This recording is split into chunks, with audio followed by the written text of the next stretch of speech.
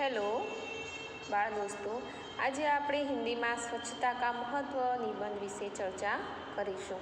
हमारे जीवन में स्वच्छता की आदत होना महत्वपूर्ण है, जो हमारे अच्छे स्वास्थ्य के लिए अत्यंत ज़रूरी है। तो हमारे जीवन में स्वच्छता की आदत होनी बहुत ज़रूरी है। अगर स्वच्छता नहीं होगी तो क्या होगा? हमारा स्वास्थ्य बिगड़ेगा और बीमारियां फैलेंगी। यह आदत सिर्फ हमारे शरीर के लिए ही नहीं, हमारे घर, शहर और पूरे देश के लिए आवश्यक है। तो स्वच्छता केवल हमारे शरीर के लिए नहीं, हमारे घर के लिए नहीं, लेकिन हमारे घर, शहर और पूरे देश के लिए ये ज़रूरी है। स्वच्छता की शुरुआत हमें अपना शरीर स्वच्छ रखने से करनी चाहिए। अपने शरीर को स्वच्छ रखकर हम अच्छा स्वास्थ्य पा सकते हैं। स्वच्छता की शुरुआत हमें अपने शरीर से तो करनी ही चाहिए, और हमारा शरीर स्वच्छ होगा तो हमें बीमारियां नहीं होगी। लेकिन अगर हमारे आसपास गंदगी होगी तो बीमारियां जरूर होगी। तो स्वच्छता की शुरुआत हमें अपने शरीर से करनी चाहिए। शरीर स्वच्छ रखने के लिए स्नान आवश्यक है। स्नान के साथ साथ हमें अपने दांत, नाखून और बाल भी स्वच्छ रखने चाहिए। शरीर के साथ हमें अपना घर, मोहल्ला भी साफ रखना चाहिए। घर, मोहल्ले का कूड़ा कूड़ेदान में ही फेंकना चाहिए। स्वच्छता को अपने जीवन में अपनाकर हम कई बीमारियों से बच सकते हैं। हमारे बच्चों में बचपन से ही हमें स्वच्छता की आदत डालनी चाहिए। तो स्वच्छता हमारे शरीर के लिए, हमारे देश के लिए, घर के लिए, मोहल्ले के लिए ज़रूरी है।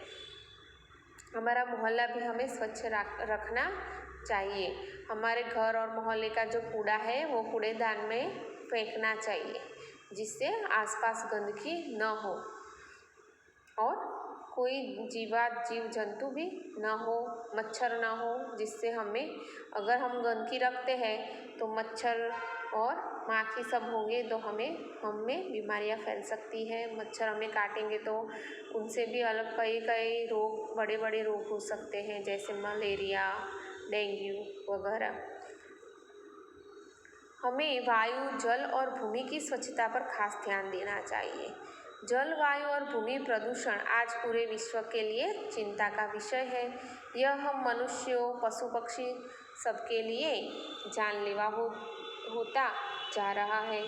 गंगा जैसी पवित्र नदी में गंदगी देखकर हमारा सर शर्म से झुक जाता है। विदेशी प्रवासी हमारे देश की गंदगी देखकर हमारा मजाक बनाते हैं। अगर हमने इन प्रदूषणों का नियंत्रित नहीं किया तो हमारा अस्तित्व खतरे में आ जाएगा। हमारी आने वाली पीढ़ियाँ को पीने के लिए स्वच्छ पानी और सांस लेने के लिए स्वच्छ हवा भी नसीब नहीं होगी। हमारी आने वाली पीढ़ियाँ हमें इसके लिए कभी माफ़ न करेगी।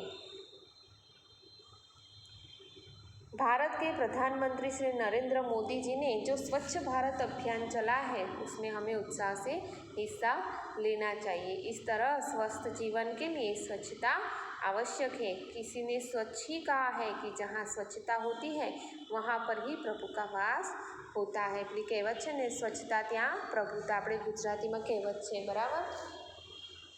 તો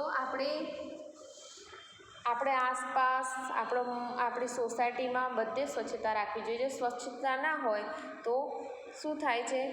ઘણા બધા મોટા મોટા રોગો થાય છે અને ઘણીવાર એ રોગો જાનલેવા થઈ જાય છે, તો આપણા જીવનું જોખમ પણ રહે છે, બરાબર? અને સ્વચ્છતા રાખવાથી આપણું જીવન પણ, આપણે પણ ફ્રેશ રહીએ છીએ અને આપણું જીવન પણ તંદુરસ્ત રહે છે, બરાબર? આપણું શરીર પણ તંદુરસ્ત રહે છે। સ્વચ્છ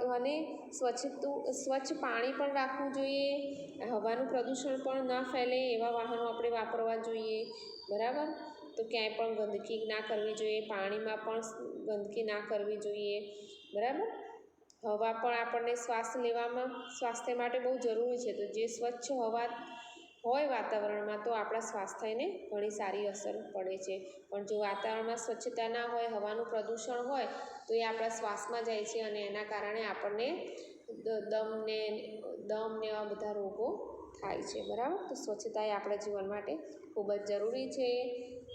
તો આ નિબંધ છે એ તમારે નિબંધની નોટમાં લખવાનો છે સુંદર અક્ષરે. બરાબર બાળ દોસ્તો, આવજો.